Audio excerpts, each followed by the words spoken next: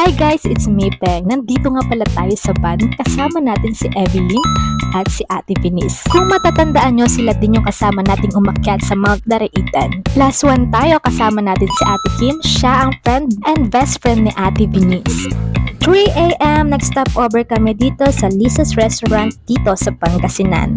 Tinikman namin dito ang kanilang goto dahil kailangan namin ito dahil mahaba-haba na namang biyahe ito. At nandito nga tayo ngayon sa lungsod ng Ilocos Norte. Una naming pinuntahan itong Cape Bojidor Lighthouse dito sa Burgos, Ilocos Norte. Pero bago tayo makarating ng lighthouse, nag-tricycle pala kami worth 10 pesos and meron din sila ditong entrance fee na worth 20 pesos. Sobrang historical ng place na to dahil makikita natin dito yung mga lumang litrato, lumang kagamitan na talaga namang ginamit pa noong dekada.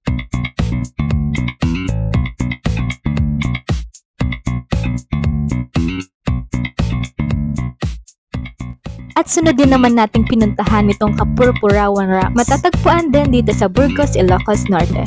Tanghaling tapat nga pala nung nakarating kami dito. Pero nag-o-offer naman sila dito ng payong. For donation ng payong, so kung magkano ibibigay mo, tatanggapin nila. Diba? Hindi ka na nainitan, nakatulong ka pa. Weekdays tour nga pala ang nakuha namin kaya naman walang masyadong maraming tao.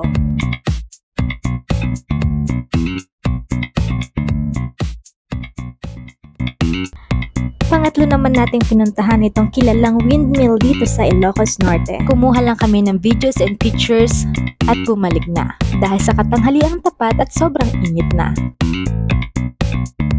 Nadaanan din natin itong Patapat Bridge na talaga namang kilala dito sa Ilocos.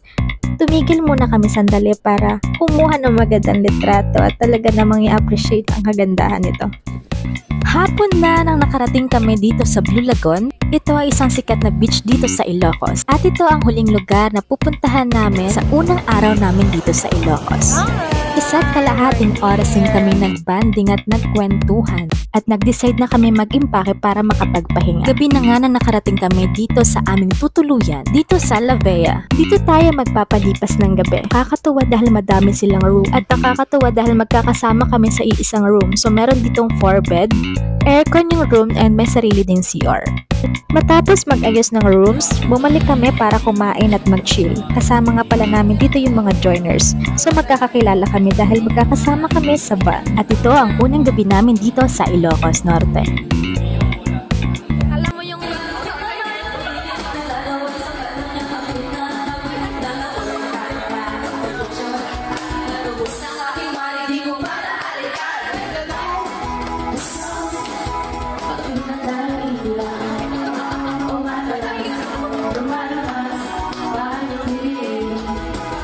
Time check, 6 AM. Gising na kami at nakapag-ayos na ang lahat. 6 AM ang call time dahil hinintay natin ang 4x4 dahil dun tayo sasakay para sa isang adventure. Nakasakay na tayo dito sa 4x4 para i-experience ang extreme ride.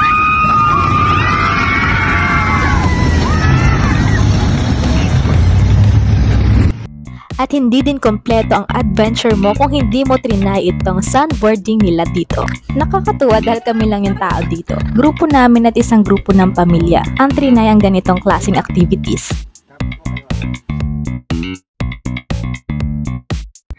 At nakakatuwa pa nga dahil isa sa aming kasamahan ang gustong maging kwento dahil sa pag-try niya ng patayo. At kung talagang hindi ka eksperto, gugulong ka talaga at baka mabalian pa. Matapos mag-sandboarding, dinala nila tayo dito para mas ma-enjoy natin ng view.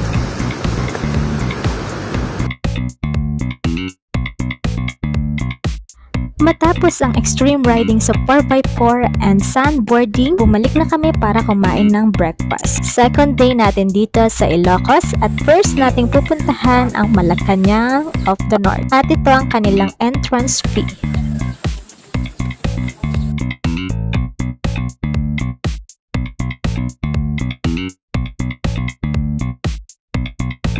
Trivia muna tayo, ang Malacanang of the North ay tinatag noong 1977 sa pamumuno ng mga Marcoses. Dito sila dati naninirahan kapag nandito sila sa Ilocos. Pero ngayon, binuksan na ito at ginawa na nila itong museo. Makikita natin dito ang mga lumang litrato at mga lumang kagamitan ng mga Marcoses. Napakalawak at napakalaki nga ng lugar na ito. At nakakagulat dahil kahit weekdays ay napakadaming tao dito. Ngayon ay libutin natin ang Malacanang of the North.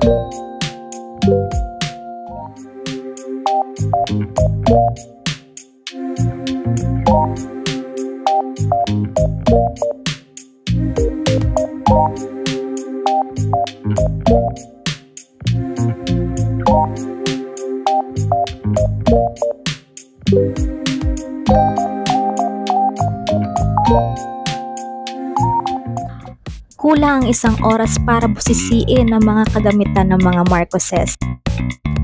At bumalik na nga kami sa van para mapuntahan ang pangalawa naming destination. Nauna pa nga kami dito sa van dahil mas pinili naming magpalamig habang hinihintay sila. At pangalawa nga nating pinuntahan ng isa sa kinikilalang simbahan dito sa Ilocos, ang St. Augustine Church. Pero mas kinikilalang Paway Church. Historical din ang simbahan na ito dahil napanatili nila itong maganda kahit sobrang tagal na nito. Tanghali na at gutom na ang lahat. Kaya nag-decide kami na puntahan ng isa sa pinakasikat na kainan dito. Ito ang The Hidden Garden dito sa Vigan. Makikita din natin dito na mayroon silang celebrity wall kung saan may mga celebrity na pumunta at binisita ang lugar na ito.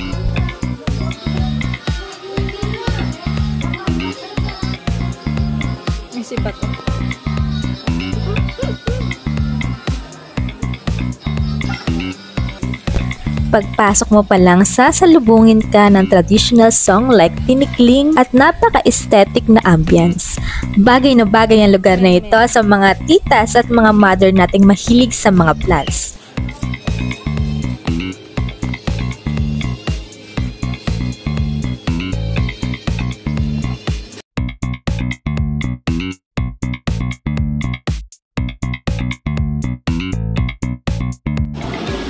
Kilala ang lugar na ito sa isa sa pinakamasarap na kainan dito sa Ilocos. Pagkatapos namin kumain, another destination. Nandito kami sa Vigan. Trivia muna tayo, ang Vigan ay isa sa pinakamatandang bayan sa bansa na itinatag noong 1572. Kilala nga ang lugar na ito sa pinaka-historical dahil makikita natin pati mga gusali at mga sasakyan ay hindi na nila binago.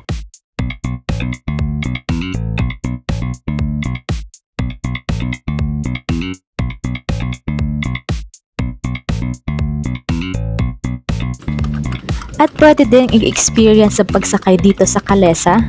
Worth 100 pesos, malilibot mo na ang lugar.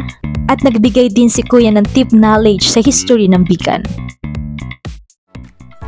Sa loob ng 2 days talaga namang nag-enjoy kaming libutin ng lungsod ng Ilocos. At masasabi mong isa itong pahinga para sa amin.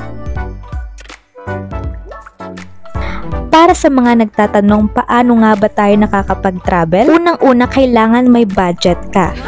Pangalawa, dapat may kalalakhang travel tour na legit and affordable. At isa nga sa mga napili naming travel tours, ang Soul Trekkers. Sila lahat ang nag-organize sa aming Ilocos weekday tours. At isa na naman ang travel list ang ating napuntahan. Napanood mo na ba ang iba kong vlog? Kung hindi pa, pumunta ka sa aking channel at panoorin ito. Salamat sa support, mag-iwan ka ng like and comment. Thank you for watching, hanggang sa susunod na biyahe.